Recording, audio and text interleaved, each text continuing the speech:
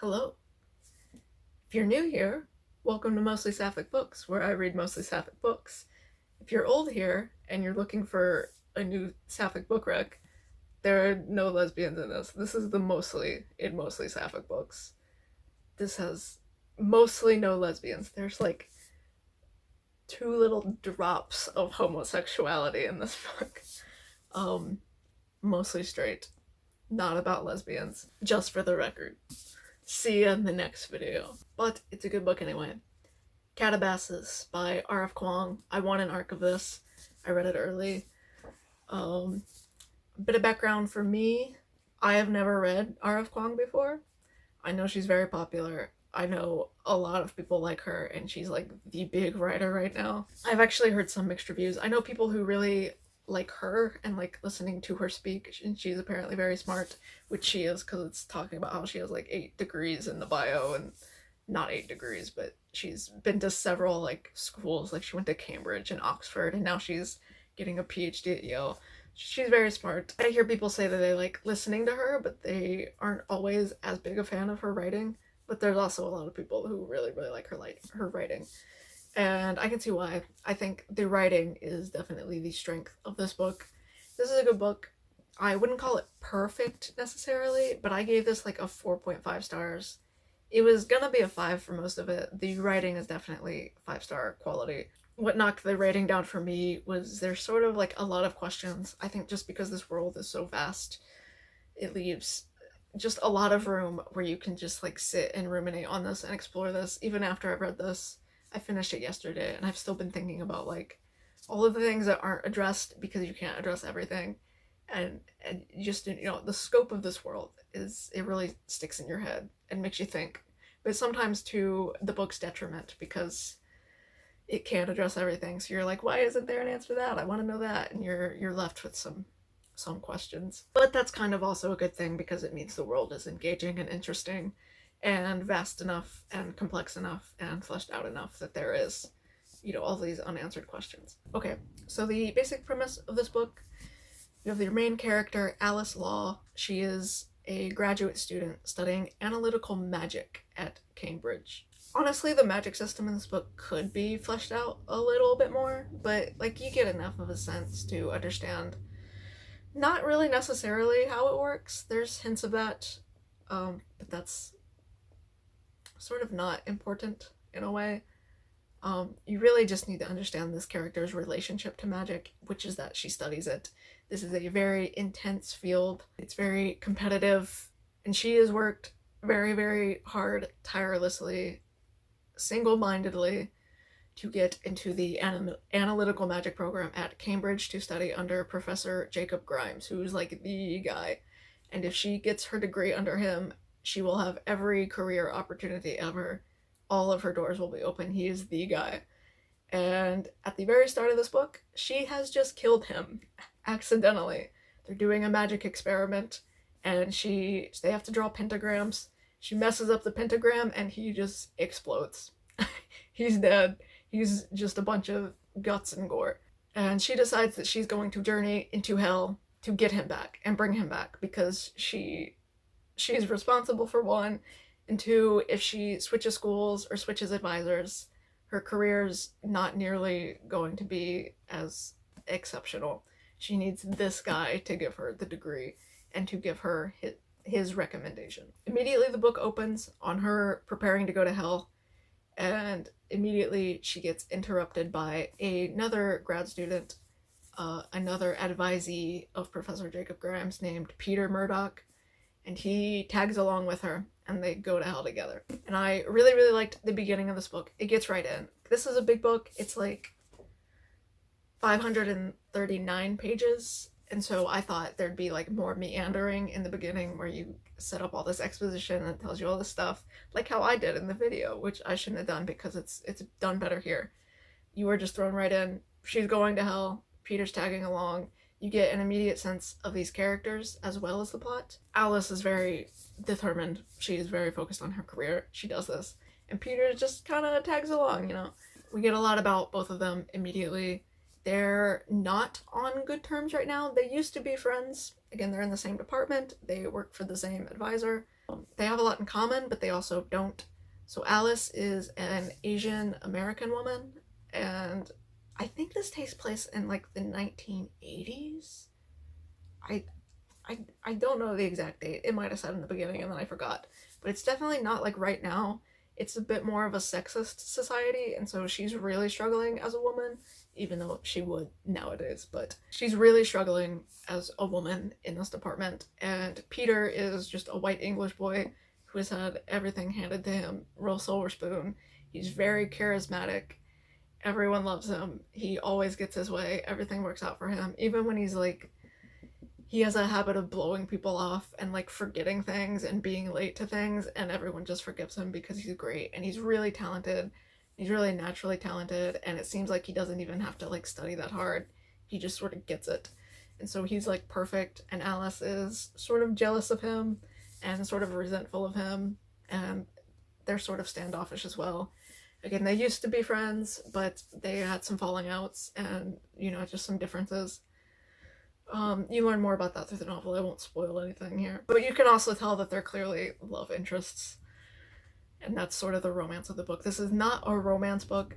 The romance is pretty cute. I think it takes sort of a backseat in the back half of the novel. It's a little more apparent in the beginning and then kind of gets deprioritized. So if you're reading this just expecting like a cute romance into hell, not exactly. That is an element though, and I did like it, and I did like their relationship and their dynamic. And I really liked both of these characters. Actually, you learn quite a bit about them, and you learn surprising things about them, and you learn unlikable things about them at parts. They're definitely not perfect people. Even Alice, especially Alice, she's sort of critical of feminism at points because she thinks it'll make her like, oh, you know, she's not one of those girls, you know, she just wants to earn everything on merit, and she's not going to sort of protest about it. She's just going to be great, and everyone will recognize that, and then she will be on par with the men, and they will just respect her intelligence. Which she kind of learns is, you know, maybe not exactly as, doesn't work out as great as she hopes. Internalized sexism is a thing with Alice. That's pretty interesting. But they're definitely, they feel like real flawed people, in a likable way, in a cool way to read. It's definitely fun to read and watch them grow. So anyway, it's about these two magical students who journey to hell to find their advisor. That's the basic plot. That's what you get. And in this world, hell is something that has been mapped. It's been studied, not like perfectly. There's not a ton of people who have been to hell and back. That's their goal. They want to find their professor and bring his soul back to the living world and like reincarnate him. Not reincarnate, actually. They want to find him before he's reincarnated by the deities or whatever. They want to bring his soul back to his body, or some sort of body, even though his body's like exploded. But they're gonna figure it out. They don't even have a perfect plan, but they just know they need him back. So they're going to figure it out because they're very smart. And they've done a lot of research. So hell is like a literal thing people have been to. Like the Orpheus myth is real. That guy went to hell. Dante's myth, real. That guy went to hell, and it's like a research paper about hell, is the way it's presented in universe. That idea opens up like this giant can of worms that just like the book can't address it all. I feel like I am gonna get into some spoilers in this video. I know it's an arc. I might wait to publish this video until the book's out, because I feel like a lot of the things I have to talk about, I sort of have to talk about some elements of the plot. I can't talk about all of the elements of the plot because this is a big book, there's a lot going on. So even if you watch this, you will not be spoiled on everything. Honestly, the plot is important to this book, but there's also a lot of moments where there's not active plot happening. The negative reviews of this book that I've seen criticize it for being info dumpy. So Alice really likes to go on tangents about random things, which I think makes sense. I like reading them. It's well written, and it gives you more insight into this world. So I liked those parts, but there are a lot of parts where she just starts talking about a random person, or like some event, or some magical theorem, or something that isn't happening in the moment. A lot of this book is not in media res. You're not actively in hell in the plot. You are for a lot of the book. It's probably like 50-50, maybe less than that. you're in hell a good bit. Like, you never forget that you're in hell. But Alice does. Her mind wanders off to other things, and she just, like, starts telling you a story about something else. Which I think makes sense for this, like, academic character who knows all this stuff. And then you learn there's a thing with Alice's memory, and she has a really good memory. And it sort of makes sense for her mind to be wandering off, because that's something that's been happening to her. She's very burnt out. She's very stressed. She has all of this going on. She's got a lot on her plate. And she's been talking about how she's, like, been seeing things and her mind is wandering. And so it sort of makes sense in context for her to be telling all these random sort of stories to give you context for the world. But some people don't like that. I can understand. If you just want a story about these characters in hell and purely their hell adventures, you'll get probably a little bit annoyed or disappointed by all of the asides. I didn't care because the writing was good and I was enjoying it. Maybe that makes for, like, a slower paced story. I do think the book's mostly well paced. I think there's a point where the book's maybe like 75% of the way through, and they're trying to get through all 8 courts of hell, but the book's like 75% of the way through, and the author's like, oh, we've only made it through, like, the first 3 or 4 courts, so maybe we can just kind of skip over a couple, you know, we're getting to the end of the book already. So there's, like, a couple courts that really fly by, and then, like, the first few courts they take a lot longer to get through. And presumably, you'd think the courts get more interesting as they go on, which they kind of do. They kind of get more intense, you know, the farther into hell you go. But a lot of the later courts actually don't get as much time as the beginning courts, which is maybe a criticism. So I could see how some people wouldn't like this pacing. Again, if you want a romance where it's just them having journeys in hell, you won't exactly get that, or you won't get the perfect version of that you really want, which is just indulging in them in the moment.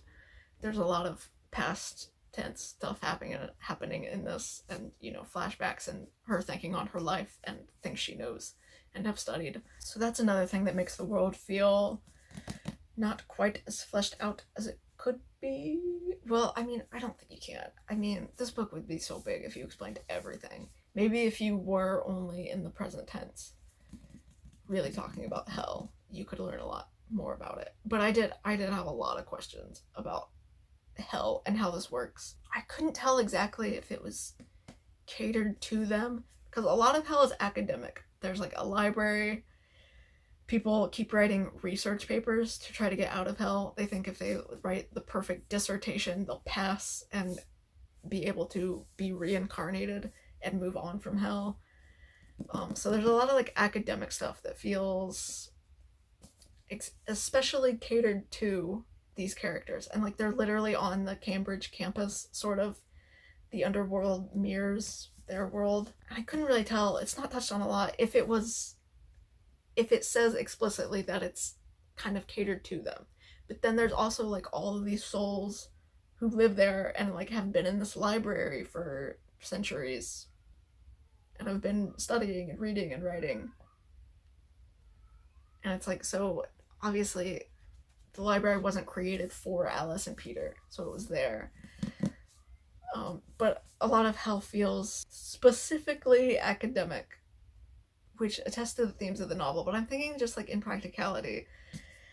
And I'm, like, all of these characters basically spoke English, and I'm thinking, like, what about all the people in other parts of the world who don't speak English, or who wouldn't be familiar with this, like, Western academia kind of aesthetic of hell? And, like, what do people do, like, if you're not, like, an academic and you're just, like, a construction worker? You have to write, like, dissertation papers. It felt really centered around one culture and, like, one subcultural experience even. There's one cool moment at the very end. I am gonna get into some spoilers for this. Not super deep, but they meet the king of the underworld, who is every king of the underworld. Like, they meet him and he asks, like, who do you want to see? And so he has a million names, like King Yama, Thanatos, I forget all the names. So that, like, every culture has their underworld guy, Hades, you know? And he asks which one Alice wants to see, and she picks the Chinese version, King Yama, and he speaks to her in Chinese then. So there is some adaptation of hell depending on the person there, at least in some parts, but it doesn't feel like there would be in other parts. Like the library feels catered to this academic, this English academic, but like other courts of hell, like war, don't feel catered to that at all.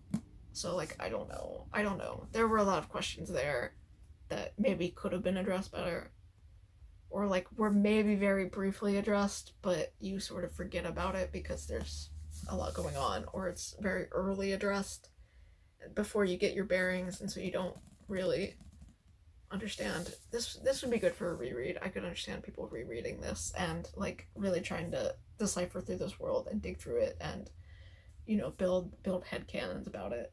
There's also the issue of like God. Like they basically hardly ever talk about an upper world as opposed to the underworld. And it's definitely hell. Like this is a punishment. It's not just like everyone goes here. And it's not addressed how I don't know, like if you're a good person, do you go to heaven? Or I don't know, is everyone just reincarnated? Are the people who are good, they don't have to do punishment, they just immediately get reincarnated?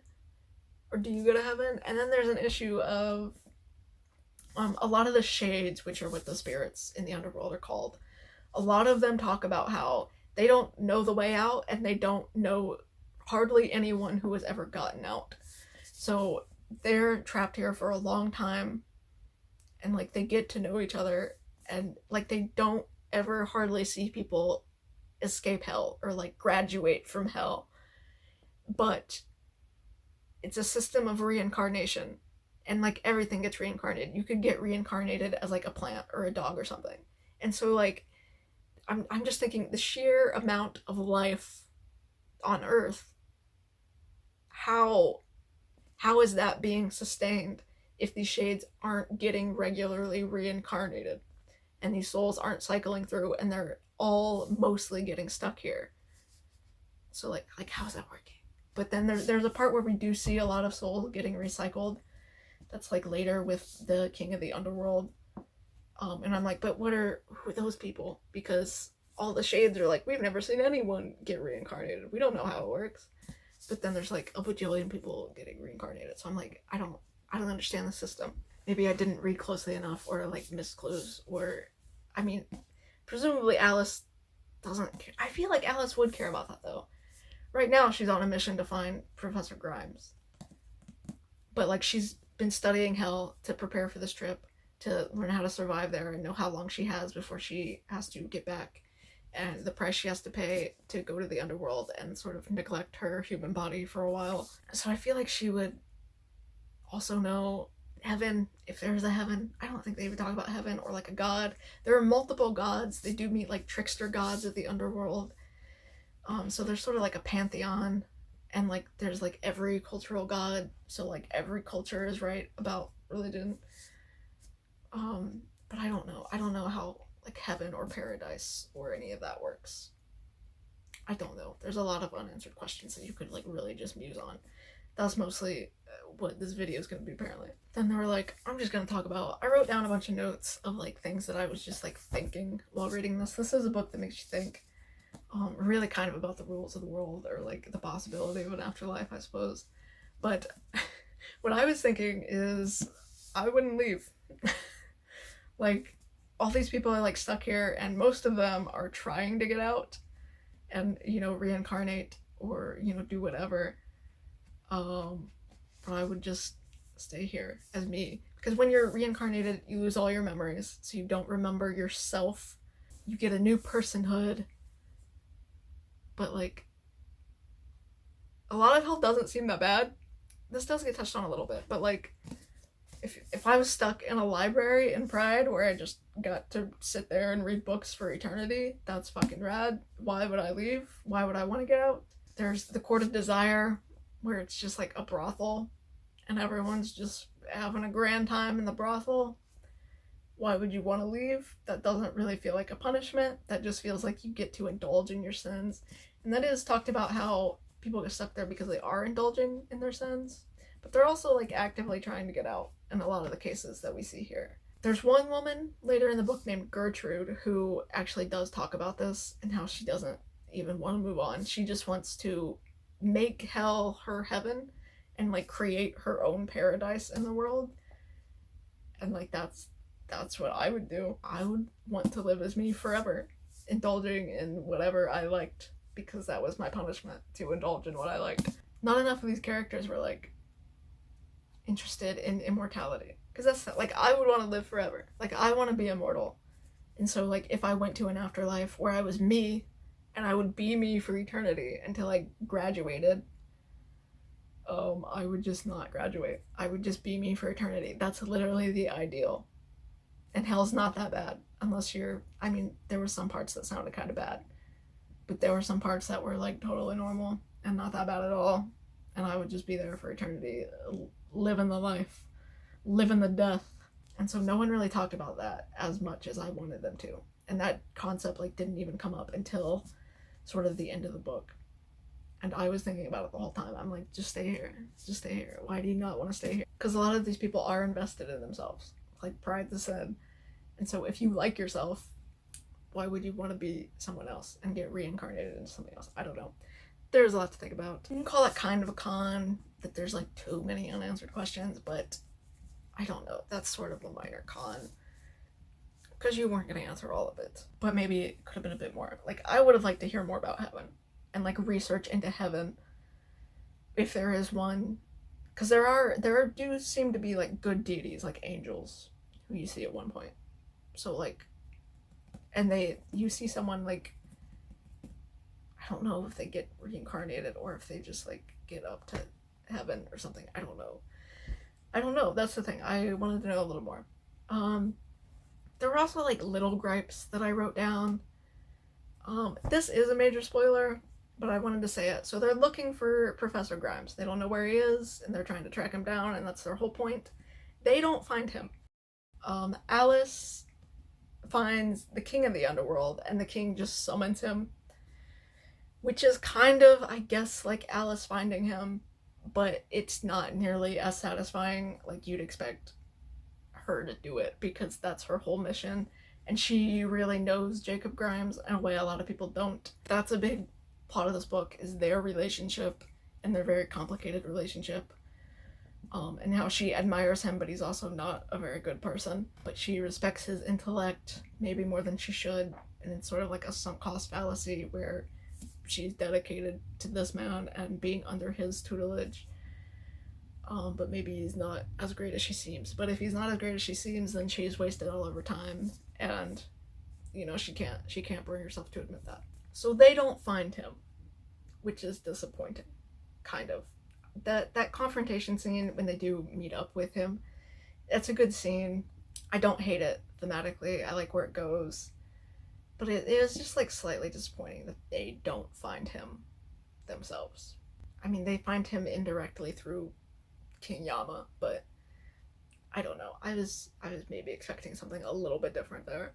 There's also the issue, so there's villains in this. The villains in this are the Kripkas. They're two magicians who are dead, and they're trying to re-corporealize themselves, not reincarnate, but they want to be human again. They want to come back from the dead and tell everyone about hell and magic and invent their new magic, because they were sort of disgraced magicians. No one took them seriously, and now they're like desperately trying to find a way to, you know, invent new magical theorems and like come back to the real world with all this extra knowledge so that everyone has to take them seriously. They don't really get introduced soon enough to be major villains. They're kind of supposed to be major villains. They're sort of interesting. There's sort of a series of confrontations with them, but really you get like confrontations with their lackeys and like the traps they set to try to capture Alice and Peter, because they're magicians and they want all of the magician knowledge in the world, and they want to be the next magicians to come back to the surface. They don't want Alice and Peter to beat them to coming to hell and coming back from hell. So that's kind of interesting, but it wasn't interesting enough. I think it gets introduced too late. I don't think we see enough of the two actual Kripkas. And then in the scene where Alice defeats them, there's a line like, while she's defeating them, or like right after she defeats them, where she's like, I actually really admired the wife. I saw her once, and you know, she seemed to really be really smart, and her family really adored her, and she wasn't just a nepotism wife hire, spousal hire. So I really kind of liked her, and it's kind of a shame that she turned into this evil underworld thing, and now I have to kill her. And it's like, that comes way too late. That should have been established way sooner, so that you know that Alice has a complicated relationship with another sort of mentor figure. She didn't know the woman directly, but she did admire the woman. And I'm like, why are you telling me that after she did? Like, that would have upped the stakes like way sooner and made that like way more interesting. And they're also just like not very good villains in the end. Like, we meet them like once and then they die, and it's like, that kind of was anticlimactic. I suppose they're minor villains. I suppose that's the argument here. It kind of seems like they're going to be major villains when they're first introduced, but I suppose the actual major villain of the piece is Jacob Grimes, the professor, because he was a bad man, and Alice needs to come to the conclusion that he was a bad man, and she should not waste her life and her time under this man who was pretty shitty to her, actually. So I guess really he's the major villain, and I guess the book is structured in that way because, again, his resolution doesn't come until the very end, as you'd expect. So I guess he's the major villain. And the Kripkas are just secondary minor villains, minor antagonists. So I guess that's the justification there for that. However, it was weird. And the scene where they die, or where she defeats them, weird as fuck. There's a weird fucking scene. So there's a plot point about animals being able to cross like through the veil. Like, they have a pet cat who's alive in the living world, but he can just like come into hell sometimes and like chill out and eat some food and hang out. That's really cute, actually.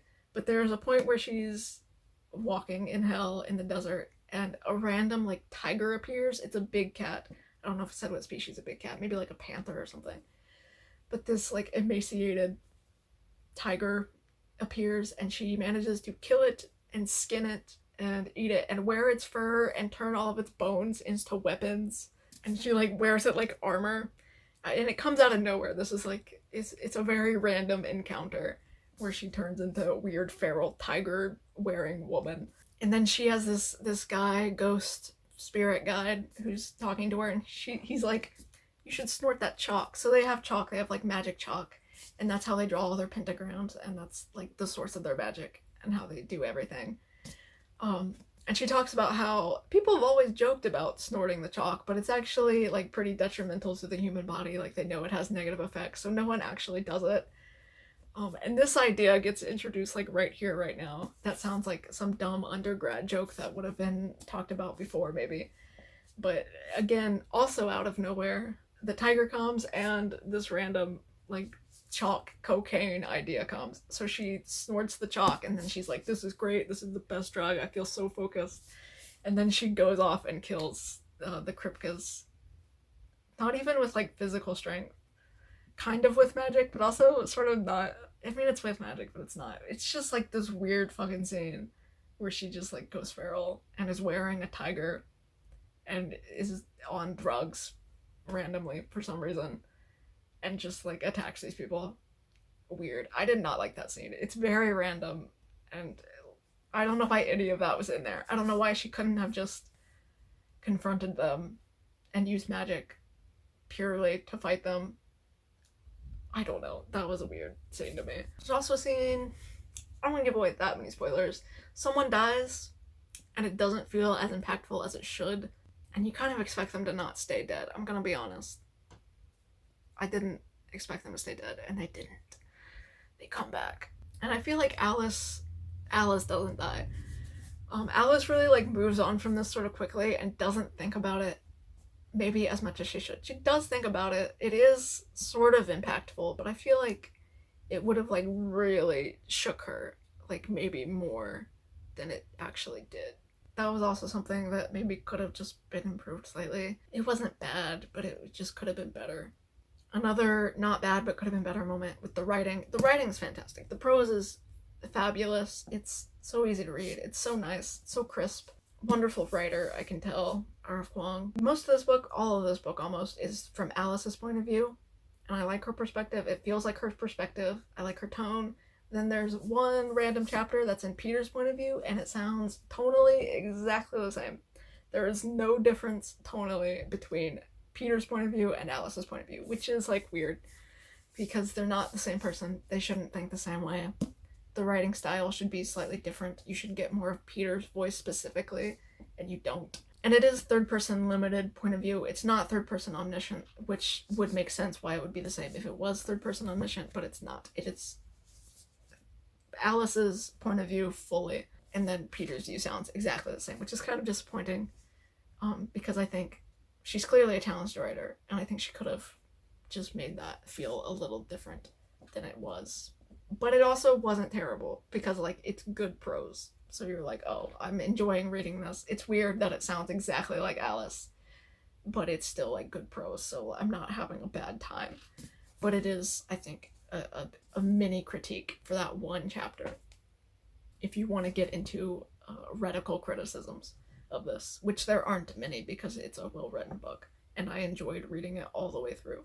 Oh, there was one other moment in Peter's story. At 5 years old, Peter realizes that he's a genius, and his family realizes, and one of his family friends is like, that kid needs to skip some grades. Like, he should not be going into first grade. He's way too smart for first grade. He's way too advanced for that. And his parents seem to agree, but then when he's 8-year-old, he's only in third grade, which if he was in first grade at 5 years old, he should have been 7 in third grade if he had continued on the same path, but instead he's 8 in third grade, which means he got like held back a year, which is the opposite of what they said they were going to do. So I feel like that was just like a little timeline error. I thought maybe they, just didn't put him in advanced classes right away. Maybe they couldn't, maybe they were trying it out for something, or some reason. Or maybe he was going into first grade when he was 5, so like when he was turned 6, he would be going into first grade. I don't know, but that felt weird, because like they're like, this kid needs advanced classes and skip some grades, and then he didn't skip any grades. So like a really minor detail criticism there. The lesbianism, I'll talk about the very small amount of lesbianism in this book. You get one, not even a side character, you get a random character mentioned who someone accused her of being a predatory lesbian to steal her job. She wasn't a predatory lesbian, but she might have been a lesbian, and so the fact that she was even remotely outed causes her to lose her job. But the guy who did that ends up in hell, if that's any consolation. So that's a really sad story about maybe a lesbian. Then there's a part near the end where a female shade ghost spirit asks Alice to kiss her because it's been so long since she's had human contact and she just wants a kiss. And Alice does, so the main character kisses a woman at some point in this book, but it is very random and unnecessary and kind of weird, honestly, in the context, because that character, her name is Elspeth. Elspeth was just like, you and Peter are in love, right? I can see it. I can see you guys, the way you look at each other. I can tell you're in love. And then she's like, by the way, will you make out with me a little bit? She does. I don't know why. I don't know why that happened. I'm gonna be honest with you. That didn't need to happen. I didn't hate it, because I'm me. And it was kind of cool to see the main character make out with a woman for no reason. But it was for no reason, and I don't know why that was there, to be honest. This is a long video. I think that's really all I had to say, or most of it. I liked this book. I think it's well written. I think it's fun to get through. Oh, it does feel like a journey into hell. So, more background from me. I do have a minor in classical culture, but really I studied the Latin language, and I don't remember my mythology very well at all, especially in like my Greek mythology. Although, I mean, I don't know. You don't really need a great understanding of Greek mythology to read this, but you do get some references. This very much does feel like the Odyssey or something. So there's 8 courts of hell, and they go to each court, and there's like sort of a different event happening. Well, they'll meet a person who guides them through it, or like a trickster god who makes them play like a funky, tricky game, you know? They have like all these side quests. Each area has its own like weird thing happening, and like monumental scene, I guess you could say, which feels very much like the Odyssey, where he's traveling Odysseus is traveling through all these places, and then in each one he meets, the Cyclops, or that, whatever, that siren bitch he sleeps with for like 12 years or some shit. Don't quote me on that. I don't remember my mythology very well. But it does feel reminiscent of that, where there's a specific story marker for each level of hell, except the ones that kind of get glazed over a couple times in the later levels. So there's some Greek influence in here in the storytelling. You can see. But that's all I wanted to say, I'm pretty sure. Good book. Like a 4.5 stars. Not quite perfect, but it is an arc. I don't really know what they're gonna change. I saw like a couple typos. That's about it. I'm not rereading the book anytime soon. It is good.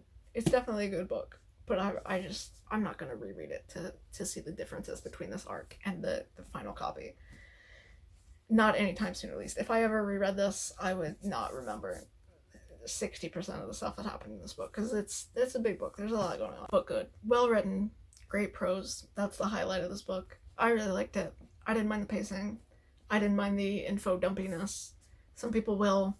I don't think this would quite be for everyone. If you're really looking for a present tense story that's just about the journey to hell, you're gonna get a lot of extra stuff you don't care about.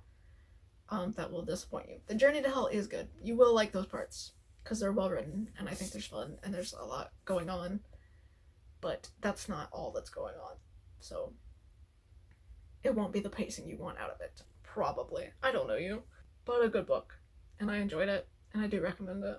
I don't know where it stands against R.F. Kuang's other novels. I haven't read them. I don't know if I'm going to read them. They're probably good, but they don't have lesbians, which is the main criteria of me reading books on this channel. But I read this. I made an exception for this because I got an arc, and I won it, and it was free. So, good book. I liked it. Recommend. Came with this art card, which is cool. I used it as a bookmark. Whatever. That's Katabasis. What did you think? Did I miss anything? I mean, you haven't read it yet, if it's out, or depending on when I publish this video. But I liked it.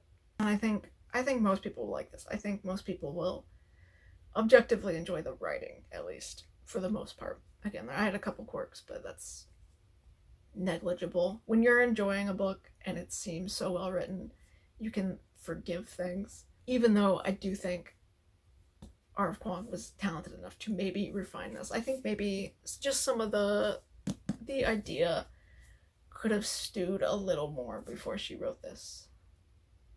For parts of this. Just a bit. Just could have had a touch more refinement. But it's very good. Like a 4.5 stars. I enjoyed it. It was a good introduction to R.F. Kuang for sure. And I have a new respect for the author. I see what you guys are talking about. Unless you hate her, in which case I don't really see what you're talking about, but whatever.